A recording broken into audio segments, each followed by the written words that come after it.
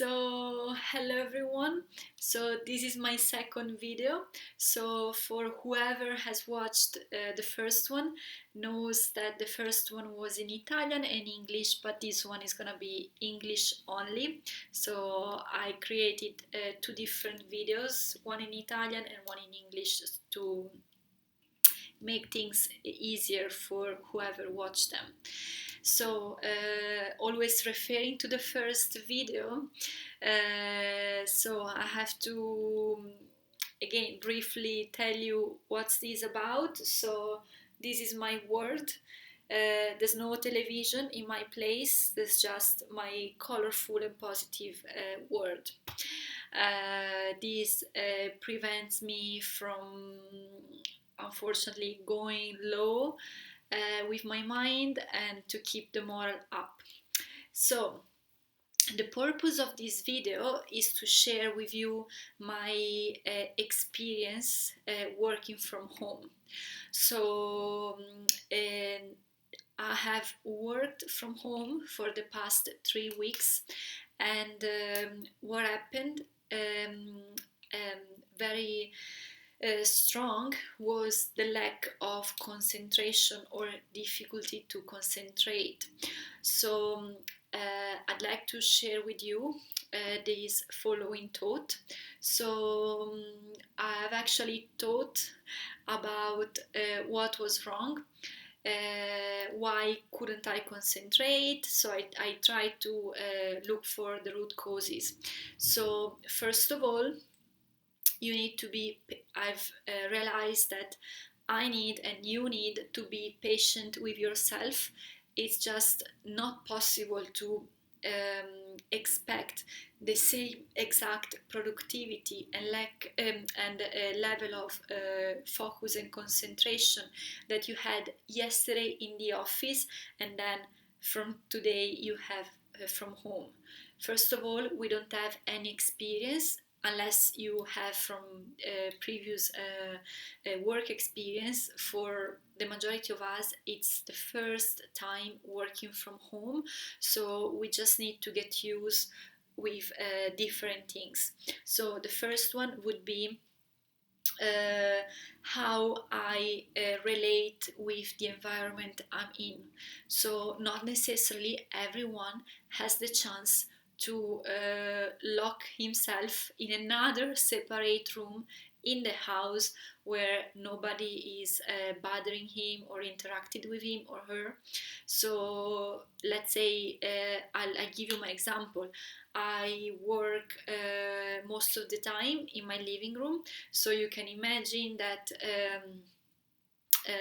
as I have flatmates, they might uh, talk to me sometimes, even just a small chat, but it's gonna distract me. Or they would start cooking, or they put on the washing machine, and then the landlord can arrive, or the neighbor may say something. So these are all factors of distraction. And for other people, could be some kids around, or their partner, their wife, their husband, their parents, grandparents, or mother or father-in-law. So everyone has a different situation back home, and the ability, the skill here is to find a balance and harmony between what's going on with me and the screen, so my world, in my digital world here, and what's going on in the real world, so around me, in my surroundings. So instead of creating blocks and being nervous because I cannot achieve what I actually want to achieve, just be gentle with yourself, be patient, allow the concentration to come back whenever you lose it. So this would be point number one. Point number two is I've actually difficulties work related. So for some reasons today I cannot explain myself that well as usual through the chat with my colleagues. So I'm getting nervous because they don't understand me or I don't understand them. So there's lack of dual communication. So I'm talking but I'm not listened, or the opposite. So in this case, please again, be gentle with yourself, be patient, take time out, um, open the window, oxygenate your brain, take some breath, and then once you come back in front of your screen, you should be able to feel a little bit more conscious and aware of what's actually the problem, what's actually wrong, and you'll be able to tackle it without being nervous all day long and trying to fighting things instead of letting them come up and then dealing with them. So this would be the first point. Then I have here my notes, but I'm not wearing my glasses. Okay, so what comes next is a little in brief introduction of my granny. So I'm currently living and working in Ireland, and all my family and relatives are in Italy. I'm Italian. So my granny, she's 85-year-old, and of course, at least once per week, I would try to reach her via phone. And the other night, I talked to her. For the first time ever, we talked for half an hour. Believe me, this never happened ever before, and I was impressed by how powerful and strong she was, because she told me, "Look, Alessia, this is nothing different from a war, and I lived in the World War II, and I came out of it extremely strong. So this war without weapons doesn't affect me at all. I'm not scared. I'm just staying home as I would actually normally do anyway, and I'm fine with it." And she was also, yeah, hilarious as well. She would be extremely at ease, and I said to myself, oh my god, I'm here in Ireland worrying for her, and she's the strongest person at the moment that I know, because she was extremely okay with everything. So, what's the lesson here, or what's the message that I like to share with you? Is I guess that every one of us has a different opinion on what's going on out there. Some people may think plenty of things, and I'm not here to discuss that. But the thing is, whatever is your idea, we will of what's going on out there, because it's that unique, and that it's something that never happened before. These will be written in history books. So what we are actually living right now, it's an historical moment. So it would be nice to be able to tackle it, and to come out of it extremely strong and powerful. So my next point here would be recognize everyone everyone's mission right now in these days. So I have here the world map, so a map of the world, so you can see how big the world is. And at the moment the situation is the same for everyone, so everyone in the world. So apparently all the people in the world, except probably few countries, we are in the same boat, are in the same situation. So having said that, I'd like to recognize within the world two main categories. So one category would be the people who are considered no, the people which job is considered crucial for the economy, and they are still required to work, and then another category of people who are actually um, are at the moment back home without necessarily a job. So I would consider those two categories extremely the same. So everyone, despite if you are working and you receive a payslip, or you're not working but you're still very committed in what you're doing. So those two categories of people are actually extremely connected, and I'm gonna tell you why. So let's talk briefly about who has a work, right? So who has a work right now should be not pissed off, because they could be, you see, stay home and just doing whatever they like. So those people, me included, I need to be extremely grateful for having the possibility and the opportunity to be part of a chain right now, because thanks to my little piece of work, I'm contributing to a wool chain. So I actually work for a medical company, but despite the fact that it's a medical field right now, anyone who's working is crucial to the business. Even the person who would work at the supermarket at the counter. So everyone is crucial to the chain. So I would urge you to close your eyes, or even eyes open, to visualize the whole picture. The whole picture is that we are all connected, because I would take my job as an example, but it's exactly the same chain for any other job.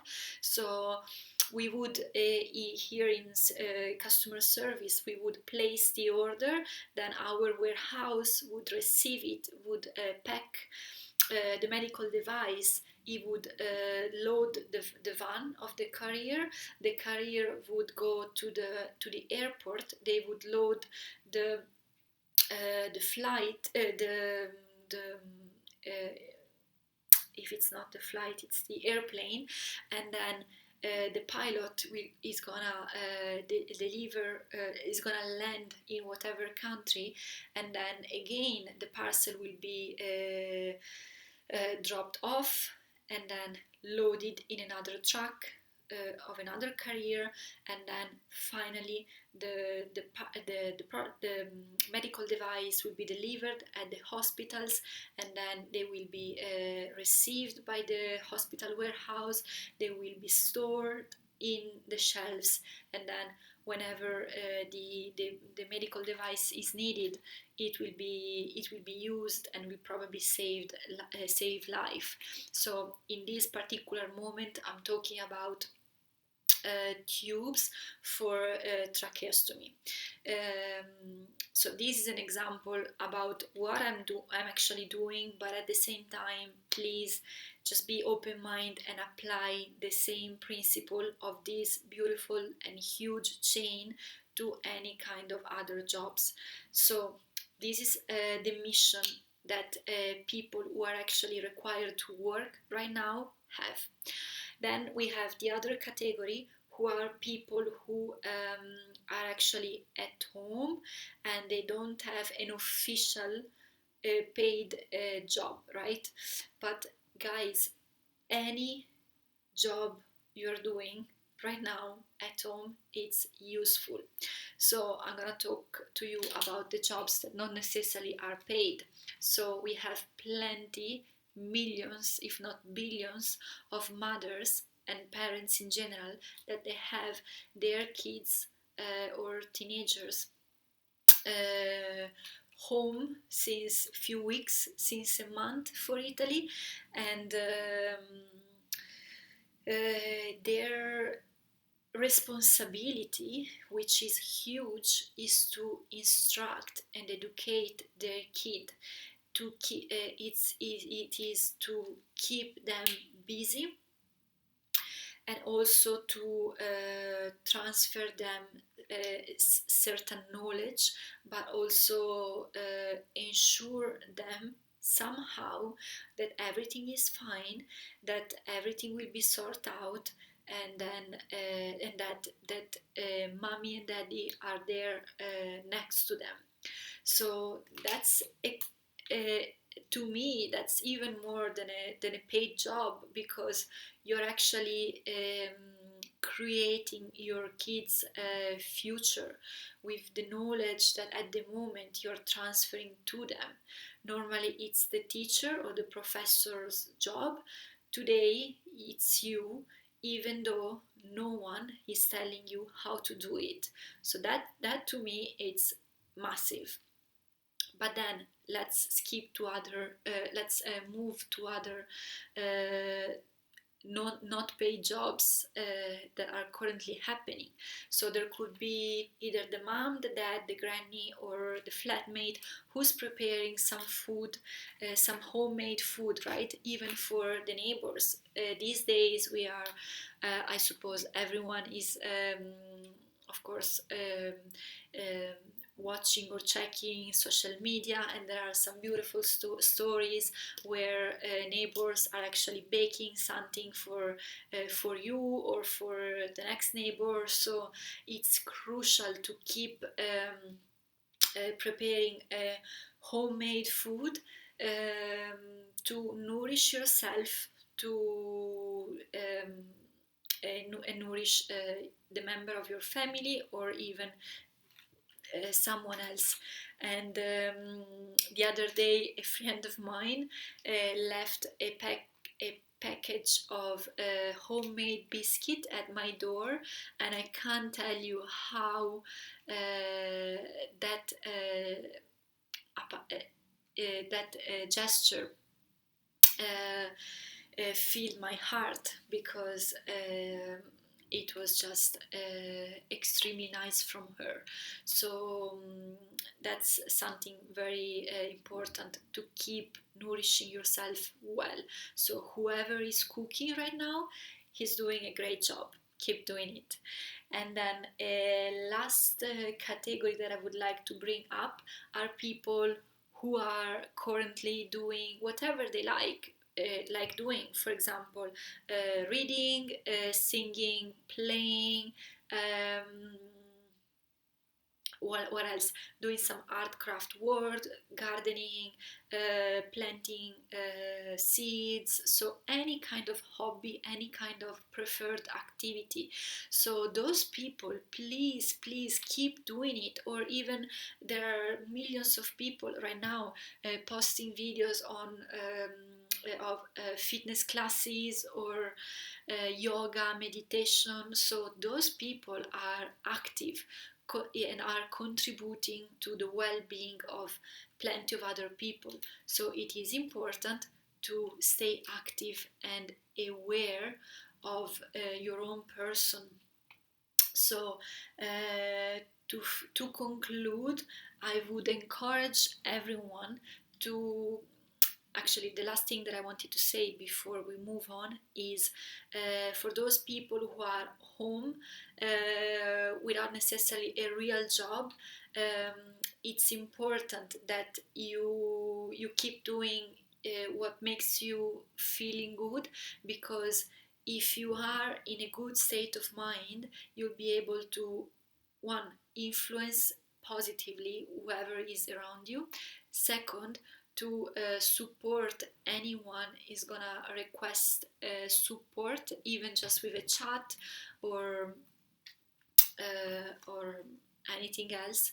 And if you are okay with your mind and your well-being, you will well be able to support anyone. You don't have to be a psychologist or a guru. You just need to feel well in order to help and support other people, as I said, even just with a text message or with a nice picture of someone that you've just baked, something that you've just painted, or something that you've just planted. Here's my plant. So anything. So I was saying, to conclude, I would urge you, everyone, not to feel guilty if you are home, sometimes doing nothing, and out there are people suffering, unfortunately plenty of people dying. But please be aware of the mission, the responsibility that you have right now. So it is important and essential that your state of mind is that your mind is healthy, that you are conscious, and you are active. This is crucial to support all the people around you. So to finish up, I will encourage everyone to picture and visualize in their own mind the world map. So the world is absolutely huge. We are all in the same boat, but at the same time, if we keep up the mood, we'll come out of it extremely powerful. And don't forget to switch off your phone and your telly at least 3 hours a day, so you can concentrate in those type of activities that I've listed before, but I'm sure there are hundreds of others that I even not aware. So just you're on track. Just keep yourself as much active as you can.